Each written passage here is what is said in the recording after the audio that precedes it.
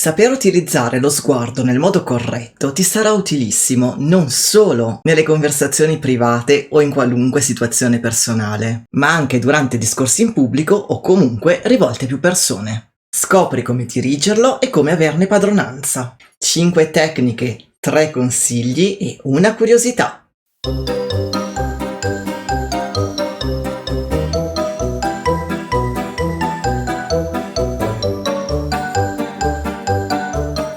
Sono Maddalena e tu sei su Adamas Carisma per Tutti, il canale giusto per imparare ad ottenere tutto ciò che vuoi. Iscriviti subito al mio canale e clicca sulla campanellina per non perdere video che pubblicherò ogni lunedì e venerdì alle 13. E ricordati di lasciarmi un like! Attraverso lo sguardo hai l'opportunità di creare una connessione profonda con chi ti ascolta ed enfatizzare moltissimo ciò che stai dicendo, rendendo l'esperienza molto più coinvolgente per il tuo pubblico. È necessario imparare ad utilizzare al meglio qualche tecnica e capire quando sia più opportuno usarne una piuttosto che l'altra. Sguardo ad ampio spettro. In questo caso, anche se stai guardando un soggetto, il tuo sguardo comprende tutto ciò che sta attorno. Una curiosità! È lo sguardo largo che tendenzialmente viene utilizzato dagli attori in teatro, perché spesso è necessario sapere cosa sta accadendo attorno mentre si recita, e questo per tenere giusti i tempi, capire quando gli altri entrano in scena e così via. Sguardo focalizzato. Se invece bisogna focalizzarsi su un unico soggetto, lo sguardo sarà molto più stretto. Questo ti consentirà di creare una connessione molto più intima con il tuo interlocutore. È una tipologia di sguardo che andrebbe utilizzata ad esempio anche per girare video, per creare una connessione più stretta con chi ti sta guardando. Nota però che non si tratta di muovere gli occhi diversamente, è invece un meccanismo interno che parte proprio dall'intenzione. Un consiglio! Per imparare ad utilizzare molto facilmente questi due sguardi, puoi esercitarti fissando un punto davanti a te, magari su una parete. Ma deve essere un punto preciso, fisico, che ne so, magari un chiodo o comunque qualcosa di molto piccolo. Prima focalizzati unicamente su quell'unico punto, escludendo dalla tua vista tutto il resto. Ed immagina che sia la persona che guarderai.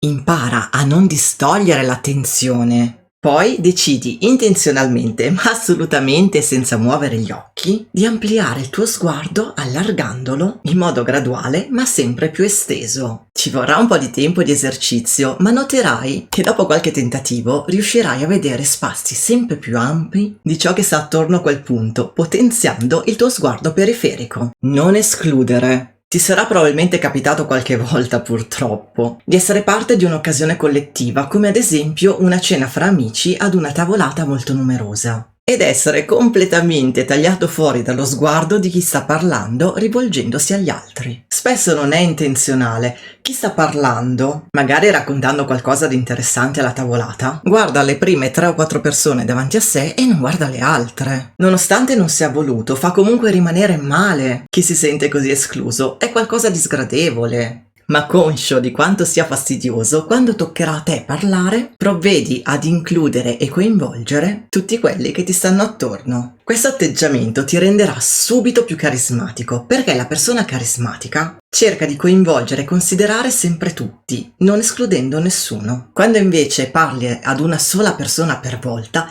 dedica tutta la tua attenzione a lei, guardandola negli occhi. Ti avevo spiegato tutto ciò che devi fare nei dettagli in questo video. Scoprirai moltissime tecniche, dopo vai a guardarlo. Quando tieni un discorso in pubblico, di qualsiasi natura esso sia, come prima cosa ti consiglio di guardare subito il tuo pubblico in modo da coinvolgerlo immediatamente. Troppi oratori rimangono chiusi in se stessi e paiono estraniarsi da tutto ciò che li circonda. Ma ricordati che lì ci sono delle persone che sono venute ad ascoltarti e meritano il tuo rispetto. E se le guarderai, le farai sentire molto più partecipi da subito e aumenterai decisamente la loro attenzione nei tuoi confronti. Devi superare la quarta parete, quella parete immaginaria che idealmente divide chi sta sul palco dal pubblico. Se non lo farai, ti chiuderai in una bolla e questo sarà altamente controproducente per il buon esito del discorso. Un consiglio! Ricordati quindi, prima di iniziare a parlare, di guardare almeno alcune persone, magari quelle più vicine a te, nelle prime file, e poi amplia il raggio del tuo sguardo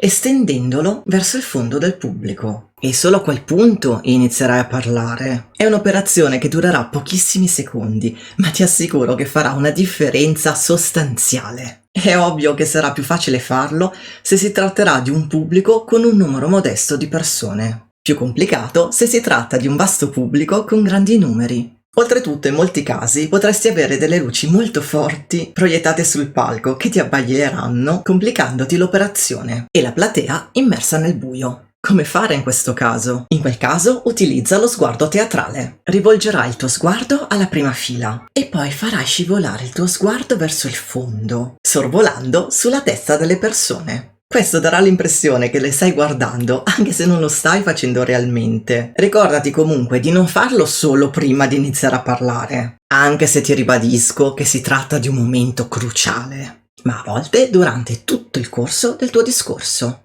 Un consiglio: nei momenti più intensi di ciò che dici, potresti anche focalizzarti su una singola persona e poi alternare con altre presenti, ma sempre una alla volta. Come se ti rivolgessi direttamente a loro. Questo potrebbe rendere il tutto molto più suggestivo, ma andrebbe valutato il caso specifico. So che all'inizio potrebbe farti sentire un po' in imbarazzo dover cercare di guardare direttamente così il pubblico. Soprattutto per chi non è particolarmente disinvolto ed è alle sue primissime esperienze sul palco. È un qualcosa che potrebbe mettere veramente a disagio e da qui la tendenza ad estraniarsi, fingendo di essere soli per superare l'ansia. Ma ti garantisco che non solo sarà un'esperienza migliore per il pubblico, ma anche per te. Nel momento in cui sarai veramente immerso in ciò che stai facendo, vivendo appieno quell'istante, entrando in connessione con chi ti ascolta, magicamente ti rilasserai. Perché smettere di isolarti nella tua bolla ti eviterà di ricadere in quei tipici pensieri ossessivi e paranoici che mettono in dubbio tutta la tua preparazione e ti fanno venire voglia di fuggire. Vivrai un'esperienza più completa e per questo più appagante. Adamas